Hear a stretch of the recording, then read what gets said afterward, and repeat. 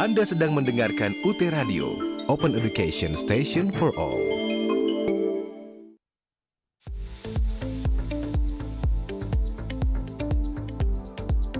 Halo, saya Angga Yunanda, mahasiswa Ilmu Komunikasi Universitas Terbuka. Saya baru saja menyelesaikan studi saya di Ilmu Komunikasi. Terima kasih banyak UT telah memberikan akses edukasi yang sangat menyeluruh kepada pemuda-pemudi Indonesia.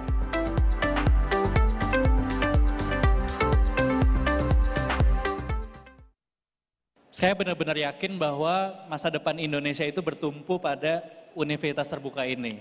Tidak mungkin ada revolusi pendidikan tanpa teknologi, dan sekarang universitas yang sudah full online, full teknologi ya universitas terbuka.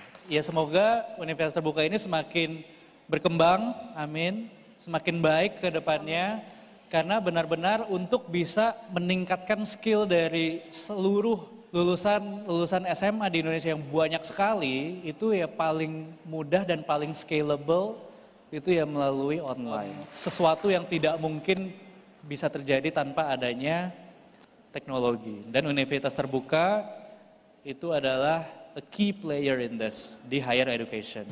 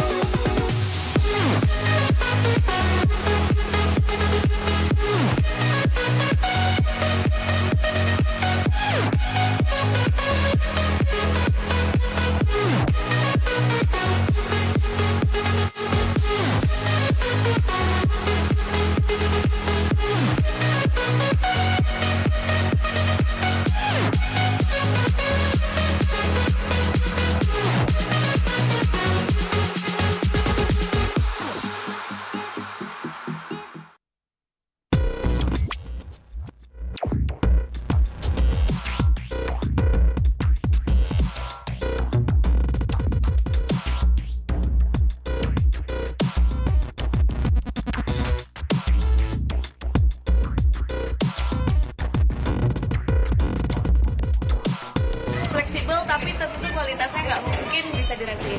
Ayo gabung sama aku yuk. Dah.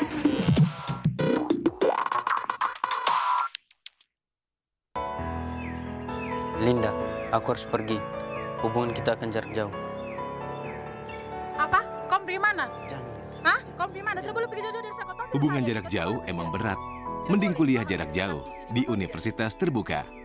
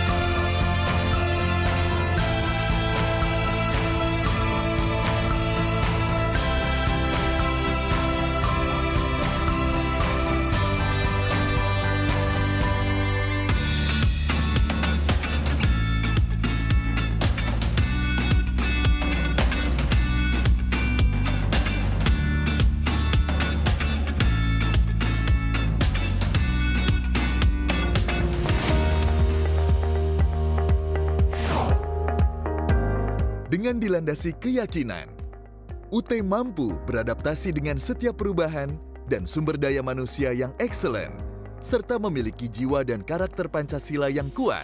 Universitas Terbuka siap menyongsong era baru pendidikan tinggi jarak jauh di tanah air yang modern menuju Indonesia maju.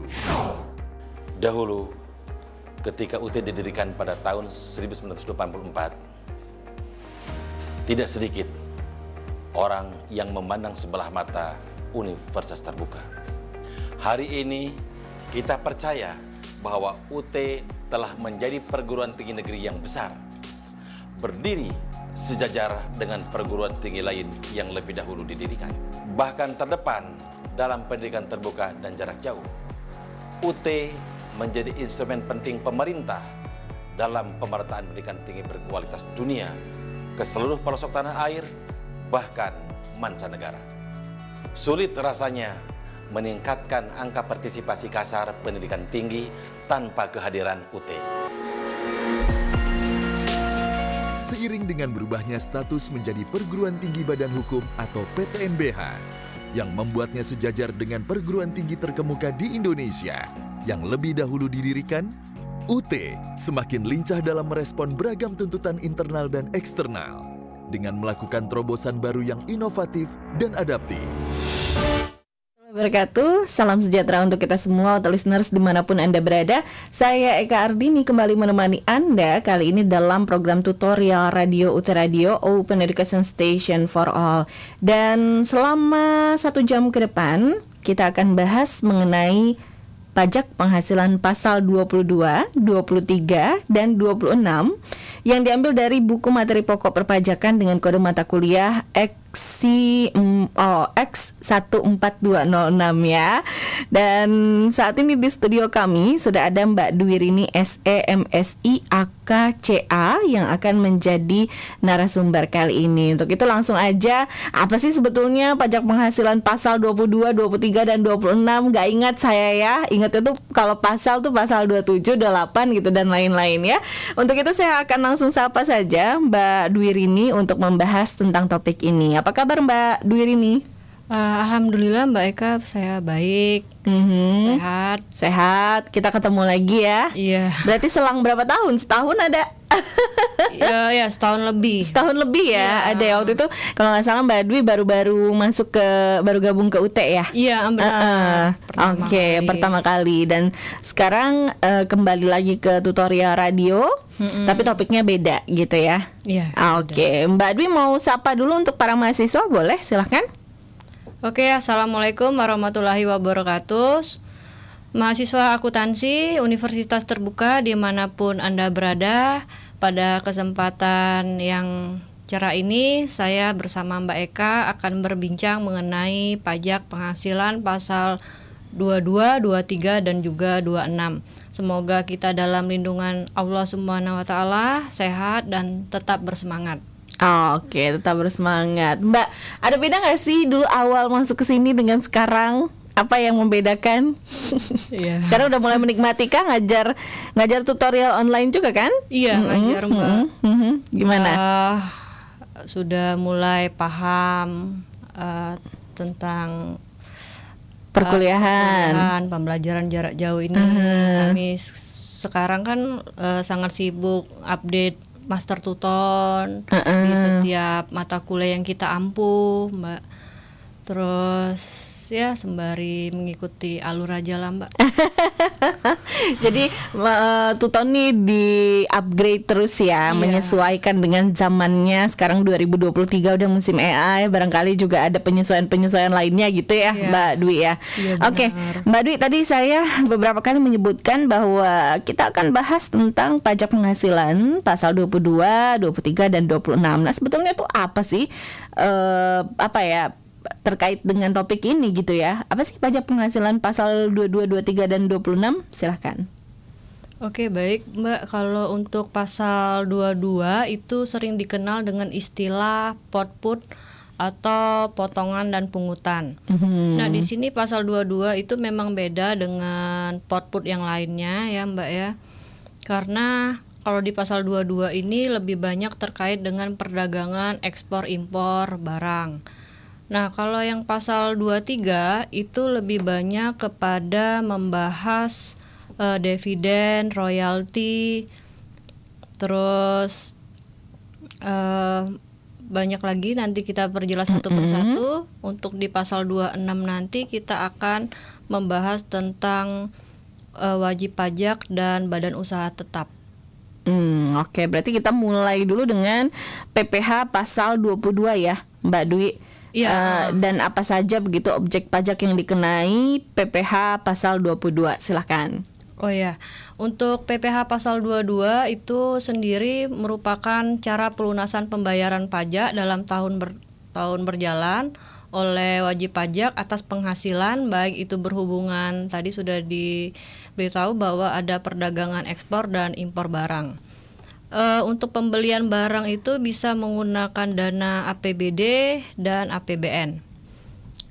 Untuk objek dalam pasal 22 itu sendiri itu bisa kita lihat di dalam RBV. Di sini untuk ada hal yang menarik di pasal 22 karena ada informasi terkini tentang ini apa sih? Penjualan barang yang sangat mewah itu sekarang sudah dikenakan pajak potongan pasal 22. Nah, untuk pemungutan PPh pasal 22 ini bersifat final dan juga tidak final. Untuk bersifat tidak final itu bisa dikreditkan dari total PPh terhutang di akhir tahun saat pengisian SPT. Nah, apa saja yang menjadi objek pajak PPh 22 itu banyak sekali ya, ada 11 jenis objek. Satu itu terkait dengan impor barang.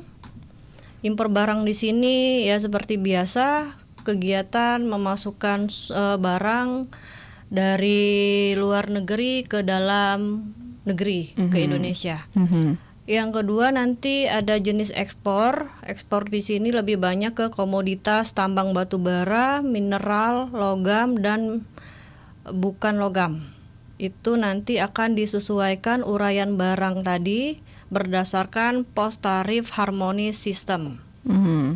Nah, yang ketiga jenis selanjutnya itu adalah pembayaran atas pembelian barang yang dilakukan oleh bendahara pemerintah dan kuasa pengguna anggaran atau KPA. KPA di sini biasanya lebih pada pemerintah pusat, pemerintah daerah atau instansi terkait. Yang keempat, pembayaran yang dilakukan oleh bendahara pengeluaran, biasanya dengan mekanisme uang persediaan. Terus pembayaran pihak ketiga itu biasanya dilakukan langsung oleh KPA untuk membayar perintah penerbitan surat bayar SPM yang diberi delegasi oleh KPA. Yang keenam, penjualan BBM, gas dan pelumas oleh produsen atau importir BBM, gas dan pelumas. Nah, kalau di sini kita taunya PT Pertamina ya. Untuk yang ketujuh, penjualan hasil produksi kepada distributor di dalam negeri oleh badan usaha yang bergerak di bidang usaha industri semen, kalau ya semen, terus kertas, baja, otomotif dan farmasi.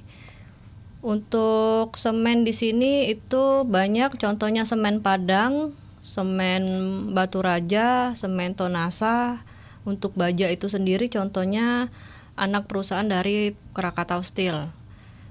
Yang kedelapan, penjualan kendaraan bermotor di dalam negeri oleh agen tunggal pemegang merek ATPM, terus agen pemegang merek APM, dan importir umum kendaraan. Yang kesembilan, pembelian bahan terkait dengan hasil hutan, hasil perkebunan, hasil pertanian, peternakan dan perikanan yang belum melalui proses industri manufaktur. Jadi kalau dia barang setengah jadi, misalnya ditambang sedang memproses setengah jadi, itu sudah dikenai tarif pajak pasal 22. Untuk yang ke-10 itu adalah pembelian batu bara, mineral logam dan juga mineral bukan logam dari badan usaha atau OP pemegang izin usaha pertambangan oleh industri. Wah, banyak ya. Yang ke-11 itu penjualan emas batangan oleh badan usaha yang memproduksi emas batangan. Nah, di sini atau juga bisa lewat pihak ketiga. Contoh produsen emas batangan di sini itu adalah PT Antam Aneka Tambang. Untuk itu adalah 11 dari objeknya tadi, Mbak Eka. Oke, baik Mbak Dwi tadi udah detail menjelaskan objek PPH pasal 22 ya. Nah, tapi siapa yang berhak menjadi pemungut PPH pasal 22 dan apa saja pengecualian dari objek pajak PPH pasal 22 ini, Mbak? Oh ya. Nah, karena tadi itu sudah dijelaskan ada 11 ini transaksi ruang lingkupnya, maka siapa yang wajib untuk memungut tadi berarti ada 11 juga ya. Itu 1 Bank Devisa dan Direktorat Jenderal Bea dan Cukai itu terkait transaksi impor dan ekspor. Itu tanggung jawabnya ke Bank Devisa dan DJBC. Terus Bendahara Pemerintah dan KPA itu sebagai pemungut pajak pada pemerintah pusat dan pemerintah daerah terkait dengan pembayaran pembelian barang. Yang ketiga Bendahara Pengeluaran itu berkaitan dengan pembelian mekanisme uang persediaan tadi. Terus yang keempat ada KPA atau pejabat penerbit surat perintah membayar yang memberi delegasi kepada KPA atas pembelian barang kepada pihak ketiga. Nah, itu mekanismenya pembayaran secara langsung. Yang kelima itu adalah badan usaha, meliputi badan usaha milik negara, badan usaha milik negara, dan badan usaha hasil restrukturisasi. Yang ketiga badan usaha tertentu milik BUMN. Yang keempat itu adalah pembayaran atas pembelian barang dan bahan-bahan untuk keperluan kegiatan usaha. Nah, untuk badan usaha yang dimiliki oleh BUMN itu banyak banget ya. Yang sudah ngetop itu PT Pupuk Sriwijaya, PT Petrokimia Gersik, PT Pupuk Kaltim, PT Telekomunikasi, terus PT Indonesia Tower, PT Semen Padang, sampai dengan bank-bank syariah Indonesia itu menjadi salah satunya bank syariah yang ada di lingkup BUMN. Nah, yang lanjut lagi itu ada badan usaha yang bergerak dalam bidang usaha industri semen, industri kertas, industri baja, industri otomotif, dan industri farmasi atas penjualan hasil produksinya kepada distributor di dalam negeri. Yang G itu ATPM tadi dan APM. Terus yang lanjut produsen importir BBM, bahan bakar minyak, bahan bakar gas, dan pelumas atas penjualan BBM dan gas dan pelumas. Terus industri eksportir yang bergerak dalam sektor kehutanan, perkebunan, pertanian, peternakan, dan perikanan yang belum melalui proses produksi, itu tadi.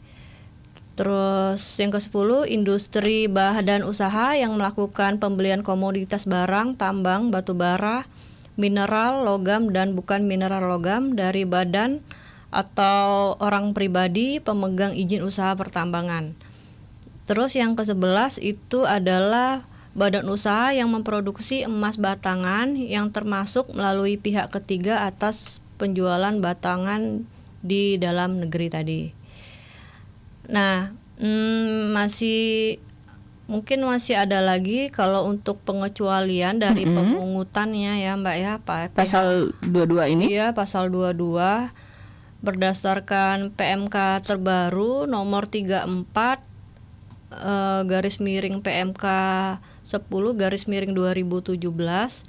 Itu untuk pengecualiannya saya sebutkan ini singkat saja, ada impor barang atau penyerahan barang yang berdasarkan ketentuan peraturan perundang-undangan tidak terutang pajak penghasilan.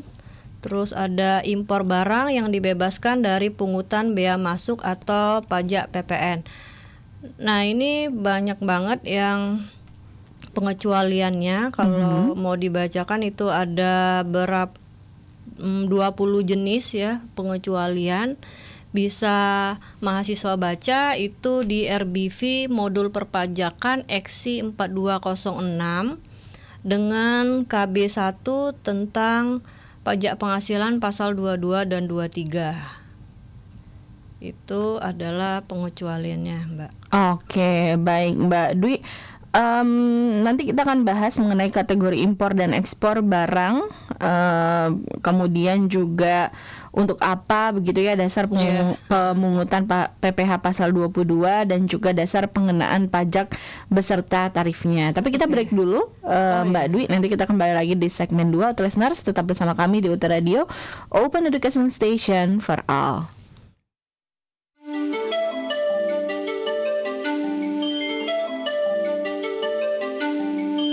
Anda sedang mendengarkan UT Radio, Open Education Station for All.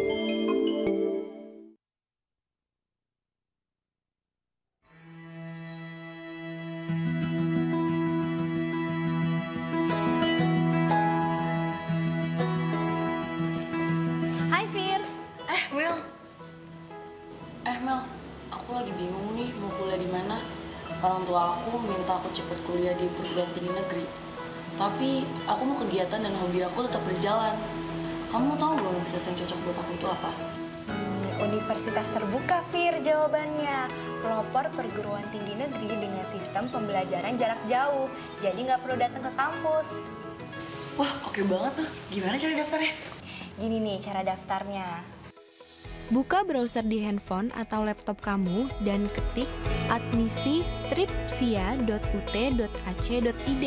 Kemudian pilih admisi calon mahasiswa dan mahasiswa. admisi-sia.ut.ac.id. Lalu klik tombol pengguna baru daftar di sini. Isi data-data kamu dengan lengkap dan pastikan pada bagian email isi dengan email yang aktif ya. Kemudian klik tombol buat akun mahasiswa baru. Lalu cek email aktif kamu untuk memverifikasi data akun mahasiswa baru kamu dengan mengklik tombol verifikasi email sekarang. Kemudian login dengan memasukkan email dan password yang sudah kamu daftarkan. Udah nih Mel, tapi ada keterangan saldo pembayarannya belum lunas. Ya iyalah, kan kamu belum bayar pendaftarannya. Nah, sekarang kamu unduh tagihan pembayarannya. Unduh tagihan pembayaran dan membayar biaya admisi sebesar Rp100.000. Nah, pembayarannya ini bisa melalui Bank BRI, BTN, Mandiri, BNI, BSI, Alfa Group, Tokopedia, Indomaret atau Postpay dengan mencantumkan nomor tagihan yang tertera. Wah, banyak sekali pilihan pembayarannya ya. Jadi bisa lebih mudah dong ya. Aku bisa pakai cara yang familiar buat aku.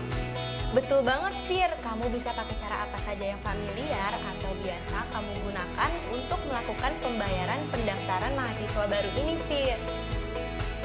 Terus Mel, kalau misalnya aku udah bayar, apa lagi? Nah, kalau kamu udah bayar tagihan pembayarannya, kamu simpan bukti pembayaran kamu, lalu kamu cek status pembayaran kamu. Simpan bukti pembayaran kamu, lalu kamu cek status pembayaran dengan mengecek akun SIA kamu. Di bagian tagihan admisi, kalau status pembayarannya sudah lunas, kamu bisa melanjutkan ke tahap berikutnya dan kamu dapat mengunduh katalog dan kit. Pastikan kamu telah membaca juga memahami katalog dan kit. Setelah itu, centang konfirmasi telah memahami syarat dan ketentuan pendaftaran. Lalu, kamu harus melengkapi data diri calon mahasiswa. Kamu isi semua data yang dibutuhkan, isi semua alamat lengkapmu ya.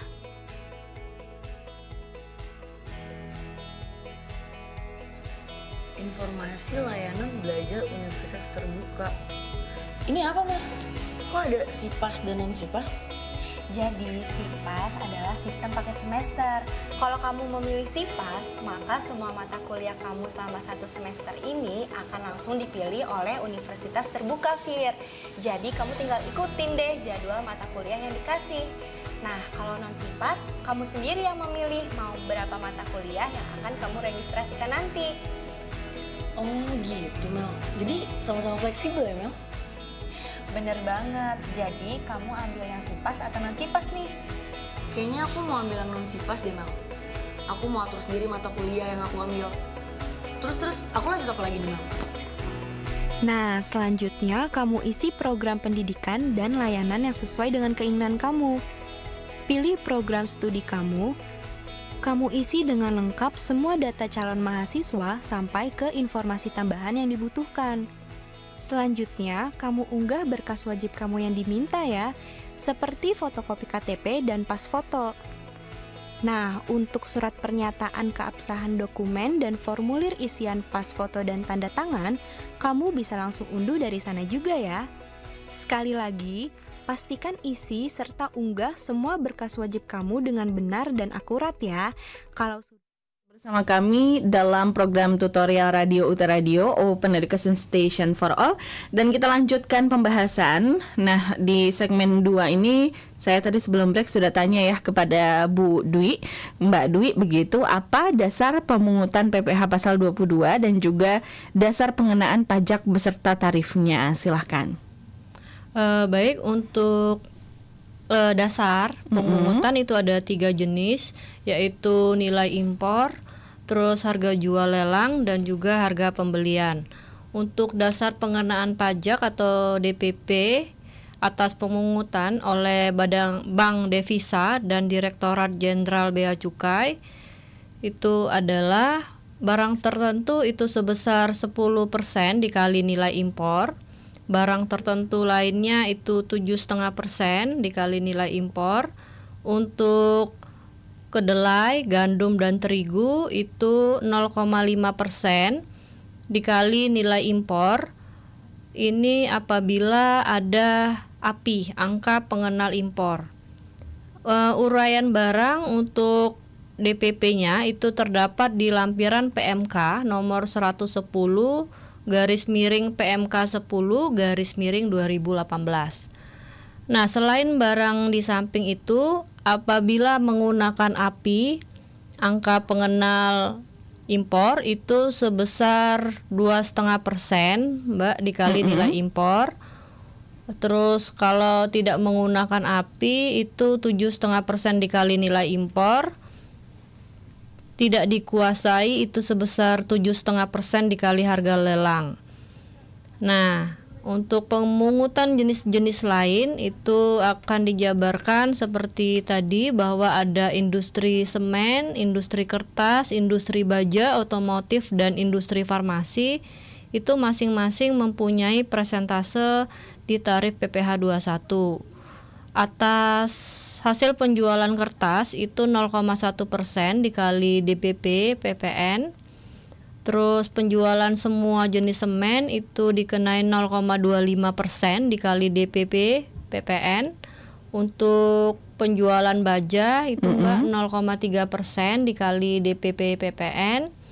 Terus penjualan semua jenis obat itu sebesar 0,3% dikali DPP PPN.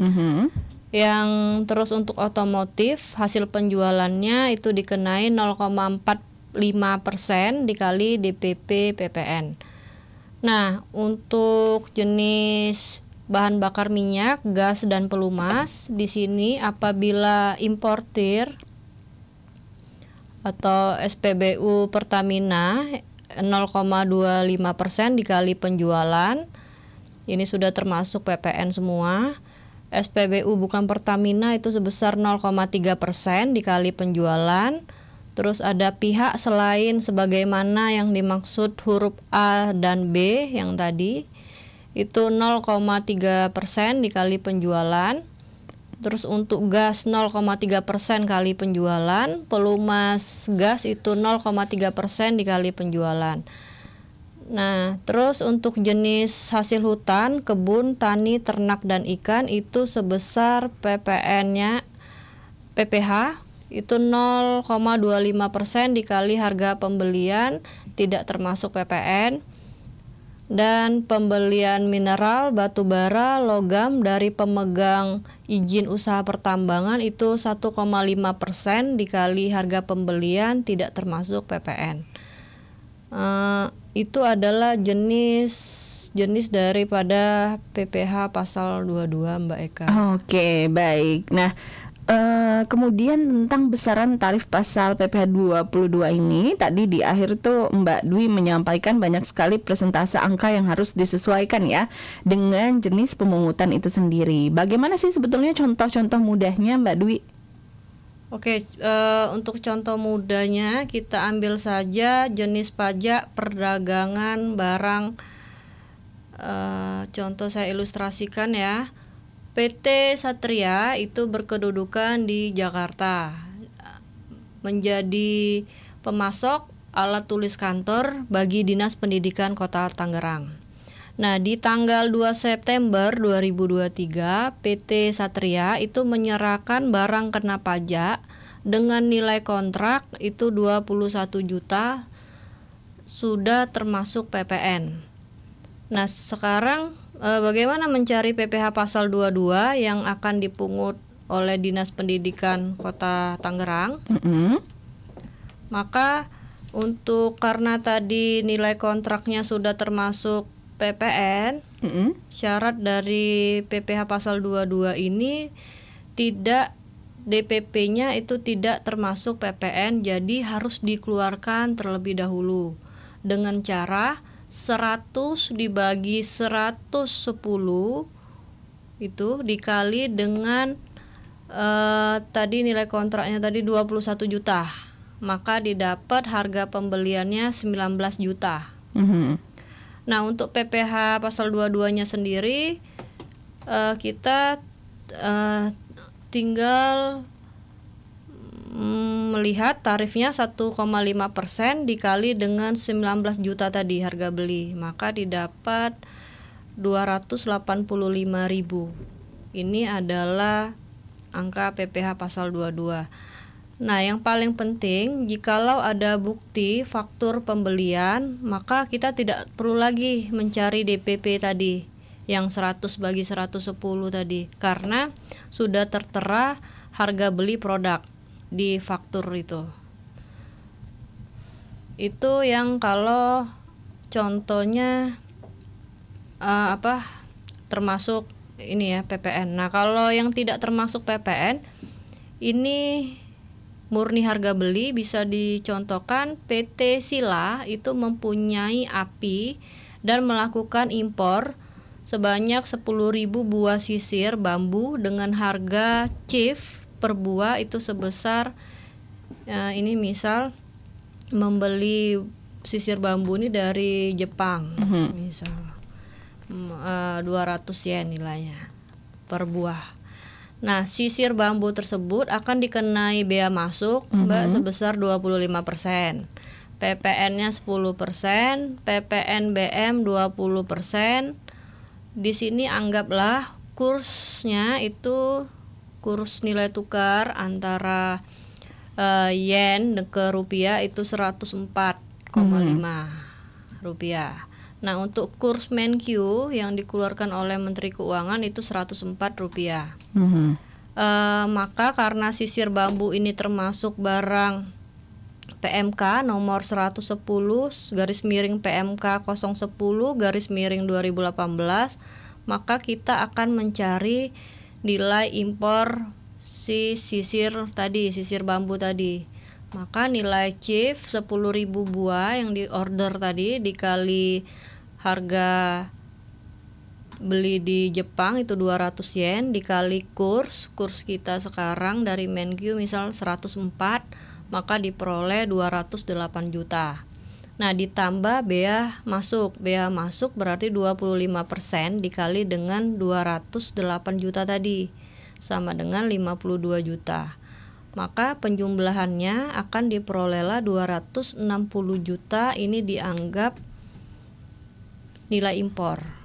Nah, nilai impor sendiri itu untuk sisir bambu itu sebesar 10%. 10% dikali 260 juta itu sama dengan 26 juta. Inilah PPh yang harus dibayar oleh PT Sila. Nah, untuk contoh-contoh lain itu bisa dilihat di dalam RBV. Untuk yang saya akan menjelaskan salah satunya saja, kalau misalnya dari hasil hutan, kebun, tani, ternak atau ikan. Ini contoh ya. PT Juna Sosis itu sebuah industri yang bergerak di bidang peternakan. Perusahaan ini membeli bahan-bahan untuk keperluan industrinya dari CV sapi misalnya. Sapi sebesar 1 miliar pada 8 Agustus 2023. Berapakah PPh pasal 22 atas transaksi tersebut? Maka langsung saja dikalikan 0,25% dari 1 miliar sama dengan 2,5 juta. Ini adalah PPh 22 yang harus dibayar oleh PT Juna Sosis. Nah, untuk pembelian mineral, batu bara, logam ataupun dari pemegang usaha, izin usaha pertambangan itu dikenakan PPh 22 1,5%. Nah, itu merupakan ilustrasi yang berdasarkan jenis lain. Nah, yang paling sering itu adalah ilustrasi sekarang ini lagi hits, itu adalah penjualan emas, Mbak. Jual emas ya? Ya, jual emas. Jadi kalau untuk ini diseumpamakan PT Roni ya, merupakan perusahaan yang memproduksi emas batangan.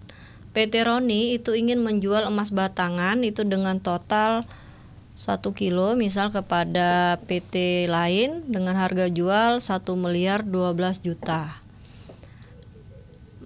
di bulan Maret 2023. Maka berikut ini pengenaan PPh pasal 22 atas transaksi jual beli emas tersebut. 0,45% dikali 1 miliar 12 juta sama dengan 4.554.000.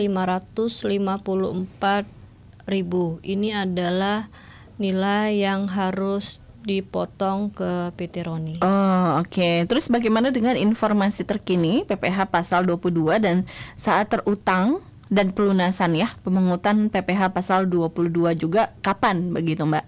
Oh ya.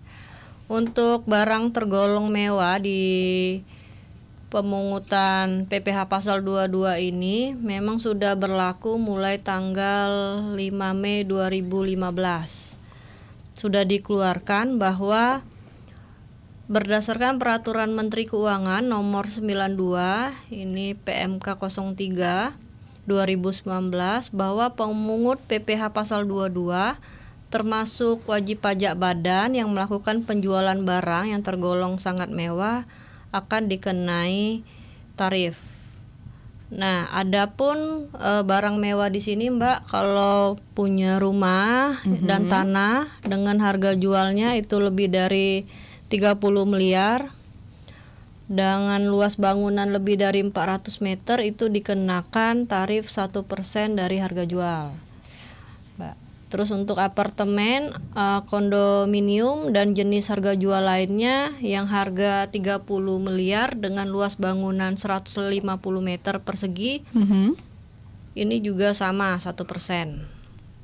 Nah, untuk yang memiliki pesawat terbang pribadi, Sultan dan helikopter pribadi, kapal pesiar ataupun kendaraan bermotor yang pengangkutannya itu kurang dari 10 orang berupa bentuk sedan, bentuk jeep, SUV dan MPV, minibus itu harga jual yang lebih dari 2 miliar atau memiliki kapasitas 3.000 cc itu untuk mobil.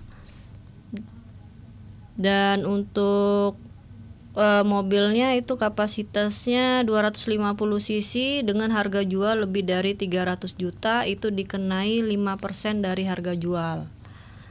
Nah, kapan saat terutang dan pelunasan atau pemungutan PPh pasal 22 ini?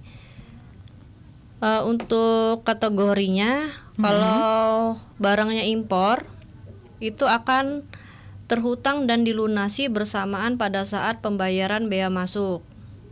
Jadi PPh pada saat bea masuk itu akan dibebaskan maka PPh pasal 22 terutang dan dilunasi pada saat penyelesaian dokumen pemberitahuan impor barang. Nah, kalau untuk pembelian barang oleh pemungut pajak, baik dari bendahara pemerintah, KPA, dan bendahara pengeluaran ataupun penerbit surat perintah membayar, itu dipungut saat pembayaran. Terus kalau industri semen, kertas, baja, dan otomotif itu dipungut pada saat penjualan. Untuk hasil BBM, gas pelumas itu dipungut pada saat penerbitan surat perintah pengeluaran barang, delivery order. Terus untuk yang kelima, pembelian bahan-bahan dari pedagang, pengumpul terutang itu dipungut pada saat pembelian. Nah, untuk tata caranya sendiri, untuk pemungutan dan penyetoran PPh pasal 22 itu pemungut pajak itu wajib memungut dan menyetorkan PPh pasal 22 itu langsung ke kas negara, bisa melalui bank persepsi atau bank yang ditunjuk langsung oleh Menteri Keuangan, ataupun bisa melalui kantor pos ataupun bank devisa. Nah, untuk ketentuan pemungutan dan penyetoran adalah bisa disetor sendiri kalau untuk importir ke bank devisa pada saat pembayaran masuk. Kalau untuk yang impor oleh Direktorat Jenderal Bea Cukai itu dipungut pada saat pembayaran bea masuk atau pada saat penyelesaian dokumen pemberitahuan impor barang. Oke. Tuh, Mbak. Siap. Nah, ternyata panjang juga ya pembahasan tentang PPh pasal 22 ini, Mbak Dwi. Dan kita belum bahas yang 23 dan 26 ya. Berarti di satu segmen lagi nanti ya, segmen 3, segmen akhir ya. Ini kita break dulu. Baik, listeners dan kemana-mana. Tetap bersama kami di UT Radio, Open Education Station for All.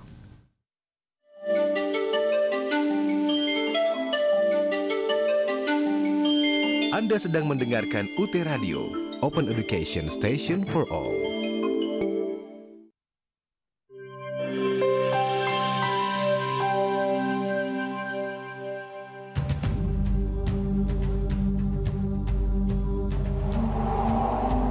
Pada akhir tahun 2021, Universitas Terbuka memperoleh persetujuan menjadi PTN Badan Hukum dari Mendikbudristek RI melalui surat nomor 0835/EE3/KB00/2021 tertanggal 7 Desember 2021 tentang persetujuan Universitas Terbuka menjadi PTN Badan Hukum. Selamat datang di Universitas Terbuka, perguruan tinggi negeri ke-45 di Indonesia. Universitas Terbuka sudah mengabdi untuk merealisasikan misi pemerintah dalam hal pemerataan akses ke perguruan tinggi bagi seluruh warga masyarakat. Dengan demikian, UT ikut serta meningkatkan daya tampung perguruan tinggi negeri dengan jangkauan layanan di 515 kabupaten kota di Indonesia dan layanan di lebih dari 50 negara. UT memiliki 39 kantor unit program belajar jarak jauh atau UPBJJ dan 1 pusat layanan untuk mahasiswa luar negeri.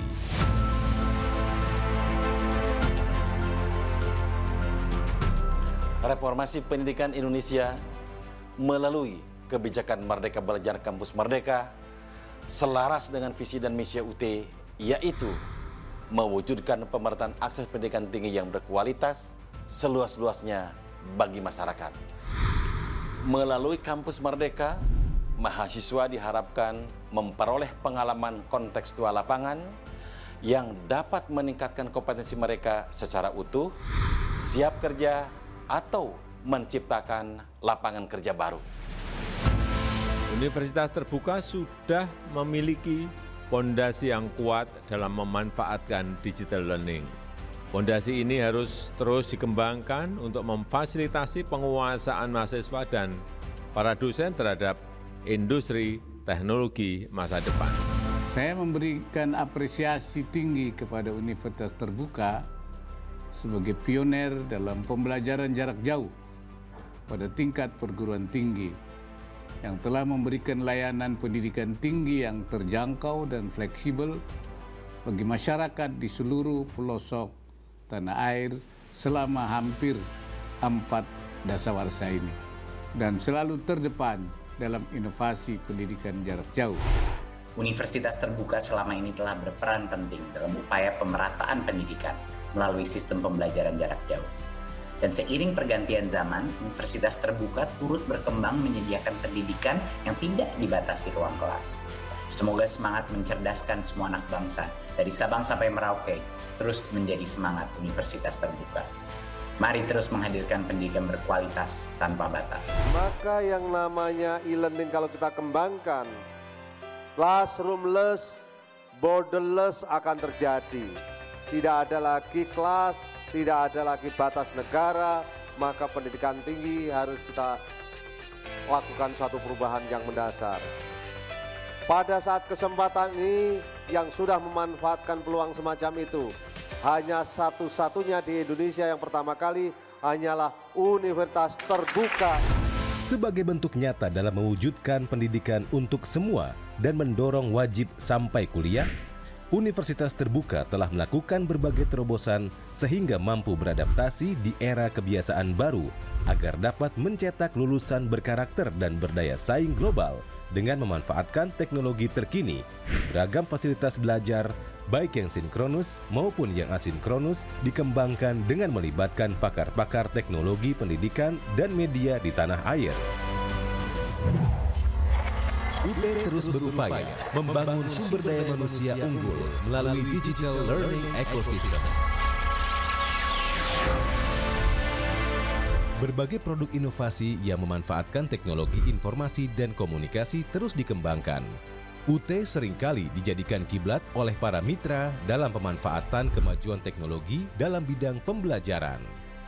Beberapa inovasi yang dihasilkan UT pada bidang akademik diantaranya: 1.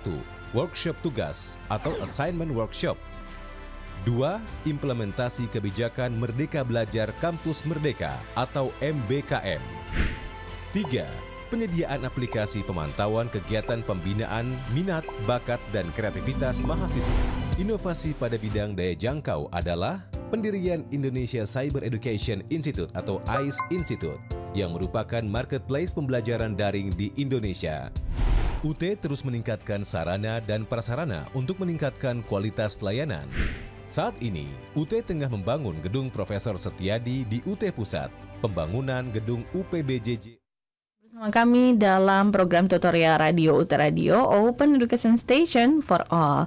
Oke, Mbak Dwi, kita lanjutkan lagi. Ini yang belum dibahas berarti PPH pasal 23 dan juga 26 ya? Iya. Nah, silakan deh, apa aja hal yang harus diketahui mahasiswa nih untuk PPH pasal 23, kemudian PPH pasal 26. Silakan. Oke. Jadi kalau PPH pasal 23 ini adalah sebuah jenis pajak yang dipungut dari penghasilan seseorang berdasarkan modal, penyerahan jasa, hadiah, dan juga penghargaan tertentu. Nah, untuk wajib pajak dan badan usaha tetap atas penghasilan itu bisa berupa penanaman modal, penyewaan aset fisik dan finansial, terus keterlibatan dalam pekerjaan atau kegiatan yang terus pemberian jasa tertentu. Nah, siapa saja pemotong PPH pasal 23 itu adalah badan pemerintah, penyelenggara kegiatan, perwakilan perusahaan luar negeri lainnya, untuk subjek pajak dalam negeri, BUT, dan wajib pajak orang pribadi dalam negeri tertentu yang ditunjuk oleh DJP.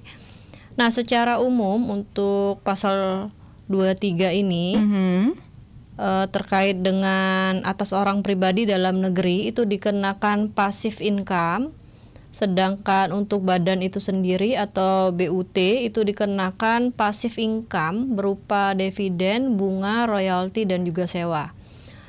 Dan juga akan dikenai active income berupa hadiah atau penghargaan.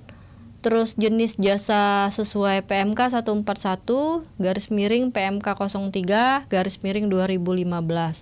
Nah, untuk masing-masing tarifnya itu sendiri pasal 23 ini itu terkait tarif itu 15% dari nominal penghasilan bruto itu untuk ruang lingkup dividen, hadiah dan penghargaan dan juga bonus. Untuk tarif 2% dari nominal penghasilan bruto di sini adalah penghasilan dari hasil sewa dan juga jasa teknik, manajemen, konstruksi, konsultan dan jasa-jasa lain yang ada pada PMK nomor 141 /PMK 03 2015. Nah, untuk wajib pajak apabila tidak mempunyai NPWP itu akan tarifnya lebih tinggi dari tarif PPh pasal 23. Maka dalam hal menerima penghasilan yang tidak ber-NPWP itu dikenakan tarif 100% lebih tinggi. Itu kalau konsep dasar dari PPh pasal 23. Terus lanjut ke PPh pasal 26 ya Mbak.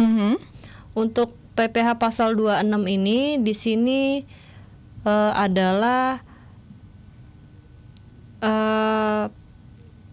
yang menjadi subjek di pasal 26 itu adalah pajak luar negeri berdasarkan Undang-Undang Pajak Penghasilan.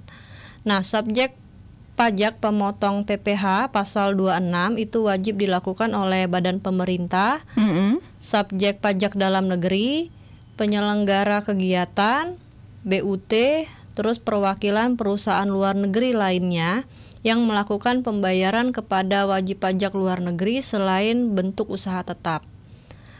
Nah, untuk jenis penghasilan objek pajak yang dipotong oleh PPh pasal 23 itu ada dividen, ada bunga, termasuk itu premium, diskonto ataupun imbalan yang berhubungan dengan jaminan pengembalian hutang. Terus ada royalti, sewa dan penghasilan lain yang sehubungan dengan penggunaan harta. Terus nanti ada imbalan sehubungan dengan jasa pekerjaan dan kegiatan. Ada hadiah dan penghargaan juga, Mbak. Dan pensiun, premi swap, dan transaksi lindung nilai. Yang ke-8 itu keuntungan karena pembebasan hutang. Untuk tarif itu sendiri di pasal 26 itu ketentuannya itu adalah tarifnya 20% dari penghasilan bruto, atau tarifnya 20% dari penghasilan itu, atau tarifnya 20% dari penghasilan setelah pajak. Nah, tarif yang dikenakan ini sudah sesuai dengan persetujuan penghindaran pajak berganda P3B antar negara yang di luar. Itu yang pasal 26, Mbak. Berarti sudah jelas sejelasnya ya untuk PPh pasal 22, 23 dan 26.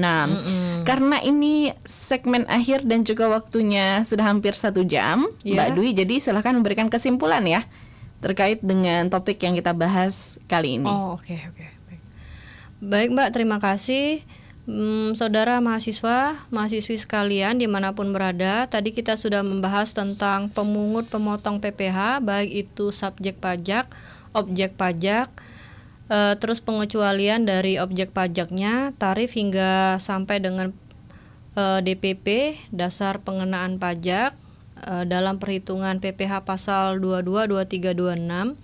Adapun yang harus di-underline itu adalah untuk memahami pajak memang sepertinya rumit, tapi karena kita membayangkan kategori-kategori dan poin-poin tadi itu banyak, maka untuk memahami pajak itu bisa dengan cara simpel. Itu dimulai dari pelaporan pajak penghasilan punya kita sendiri sebagai wajib pajak orang pribadi dalam melaporkan dan menyetorkan SPT tahunan milik kita pribadi. Atau juga kita bisa memulainya dengan pengetahuan pembuatan SPT tahunan milik orang tua kita, atau bisa juga kalau kita ada usaha itu bisa kita laporkan ke SPT tahunan badan. Atau bisa juga dengan cara melaporkan pajak kendaraan bermotor pribadi. Kita lihat masa pajak kadaluarsanya setiap tahun di STNK itu tanggalnya berapa, lalu kita setor sendiri ke kas negara, biasanya melalui Samsat atau juga bank yang sudah ditunjuk oleh Kemenkyu. Nah, Yang lebih mudah lagi juga kita bisa melaporkan pajak bumi bangunan milik keluarga kita atau tempat tinggal kita setiap tahunnya itu secara tepat waktu. Itu juga bisa kita pahami sehingga kita tahu pemahaman tentang pajak. Boleh saya memberikan pantun sedikit, Mbak? Oh, boleh dong. Silakan. Untuk menutup, ada pantun pendek. Buah duren dari Palembang. Makan sedikit sambil ngitung. Kepada para mahasiswi UT dimanapun berada, senantiasa update terkait PPH ini dan juga perubahan undang-undang yang selalu berubah setiap tahun. Semoga pertemuan kita hari ini lancar ke depannya dan dapat membantu alur pembelajaran perpajakan tema potongan. Oke, sudah cukup? Cukup. Baik. Kalau gitu Mbak Dwi, terima kasih untuk waktunya, untuk ilmunya. Kita ketemu lagi di kesempatan lain ya. Oh iya. Oke, sampai jumpa lagi. Siap. Baik, kalau gitu karena Mbak Dwi tadi menutup dengan pantun, jadi saya juga harus berpantun, listeners. Batu belah, batu betangkup. Rupa indah dari pesona Puspa. Tutorial radio kiranya cukup. Terima kasih dan sampai jumpa. Assalamualaikum warahmatullahi wabarakatuh.